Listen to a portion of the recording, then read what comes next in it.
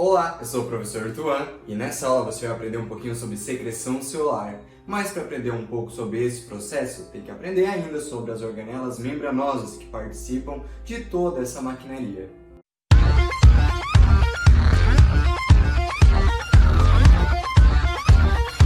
Na aula anterior, vocês aprenderam sobre as organelas não membranosas, centríolo, ribossomo, formação de cílios e flagelos e como funciona todo aquele processo de tradução.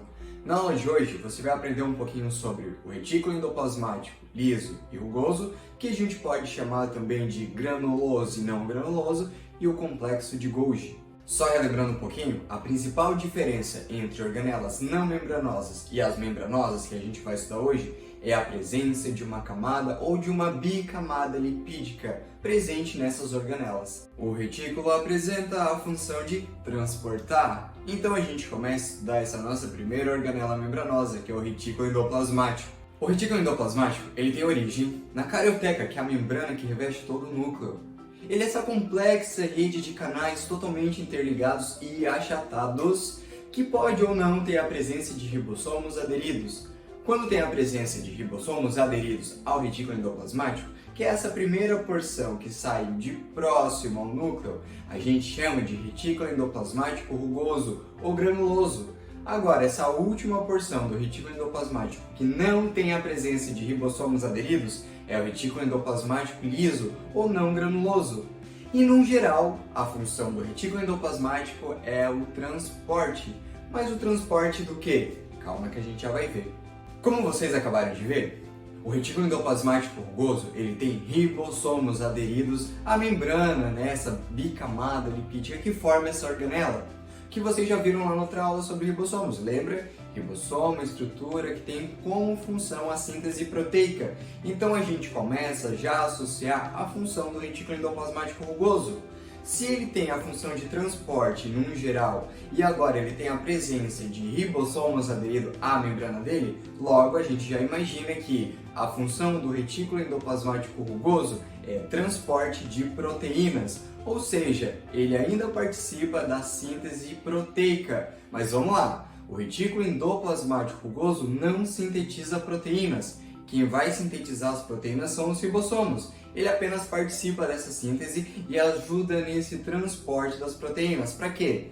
Ou essa proteína vai funcionar dentro da célula, ou ela vai sair de dentro da célula de encontro a algum outro lugar. Agora presta um pouquinho de atenção aqui. O retículo endoplasmático liso, por mais que ele não tenha ribossomos aderidos à membrana dele, ele desempenha diversas funções.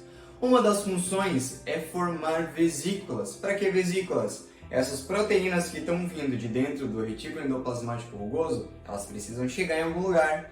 E para chegar em algum lugar, elas precisam ser empacotadas. Quem vão formar esses sacos ou essas vesículas é o retículo endoplasmático liso. Então os dois acabam se associando e trabalhando junto. O retículo endoplasmático rugoso, lá com os ribossomos, produz e transporta as proteínas. E o retículo endoplasmático liso empacota elas e carrega elas para algum lugar. Mas além disso, o retículo endoplasmático liso ele também atua na produção de lipídios. E é meio óbvio, porque essa vesícula que ele forma é uma bicamada lipídica. Para que ele consiga produzir essa vesícula, ele tem que produzir os lipídios que formam essas vesículas. E além disso, ele ainda atua formando e produzindo hormônios de origem lipídica, como os hormônios esteroides, a testosterona, por exemplo. Agora, por último, o retículo endoplasmático liso tem função de desintoxicação da célula. De que forma? O retículo endoplasmático liso ele acaba degradando algumas moléculas que são tóxicas ou nocivas para a célula, como por exemplo a degradação do álcool. Agora falando um pouquinho sobre o complexo de Golgi, que é essa organela aqui formada por vários sacos achatados, que agora vocês começam a chamar de cisternas. Vocês veem que o complexo de Golgi ele apresenta duas faces, a face cis e a face trans. A face cis é essa face voltada para o retículo endoplasmático e a face trans, essa aqui de baixo, ela fica voltada para o citoplasma.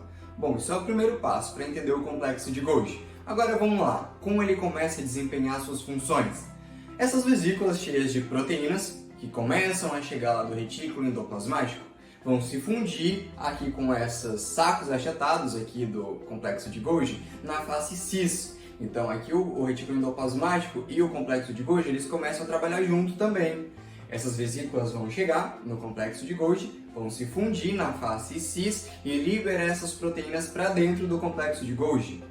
Nessa região intermediária aqui, do meio do complexo de Golgi, é onde ocorre modificação das proteínas. De que forma? O complexo de Golgi, além de todas as funções que ele vai desempenhar, ele ainda acaba produzindo, sintetizando algumas substâncias, que são as glicoproteínas, que acabam modificando as proteínas. Para quê? Para determinar para onde cada proteína vai. É como se o complexo de Golgi trabalhasse como um correio. Ele recebe a mercadoria, ele bota um selo na mercadoria que vai identificar para onde ela vai. Então é isso que vai acontecer com as proteínas aqui dentro. Logo após que isso acontece, essa modificação, essa marcação da proteína ocorre, o complexo de Golgi ele vai armazenar essas proteínas. Então vamos lá, ele tem a função de modificação, ele consegue sintetizar e agora ele consegue armazenar. Para que ele vai armazenar? Depois que ele faz esse armazenamento dessas substâncias, ele vai começar a produzir vesículas, assim como o retículo endoplasmático liso que vocês acabaram de ver. Essas vesículas vão novamente empacotar, só que agora em grupos de proteínas diferentes, de acordo com a marcação que ele fez. Então ele vai armazenar e depois ele vai exportar essas proteínas para o devido lugar onde elas têm que ir. E isso ocorre nessa última fase, que é a fase trans, é a fase de transferência dessas substâncias. Então, nesse momento, ele vai reempacotar essas proteínas para exportar elas da célula. Falamos de 2 organelas e parece que a gente falou de mais de 5, né? Mas eu vou contar uma história para vocês para ficar mais fácil de unir todas as funções e o que aconteceu em toda essa aula. Vamos se basear na produção de uma proteína. A proteína ela foi produzida lá no retículo endoplasmático rugoso, pelos ribossomos, e foi transportada até o retículo endoplasmático liso, onde ela foi empacotada pelas vesículas formadas nessa organela, que é o retículo endoplasmático liso. Ela foi transportada até o complexo de Golgi. No complexo de Golgi, essa proteína é liberada e ela vai ser modificada lá dentro. Como eu falei, é como se fosse um correio. Ela vai receber uma modificação que vai determinar para onde ela vai. Depois que ela recebe essa modificação dentro do complexo de Golgi, ela é reempacotada e transportada ou para dentro da célula ou para fora da célula. Quem determina isso é o complexo de Golgi. E vamos lá, não esquece de já dar um joinha e se inscreve no canal. Até a próxima aula.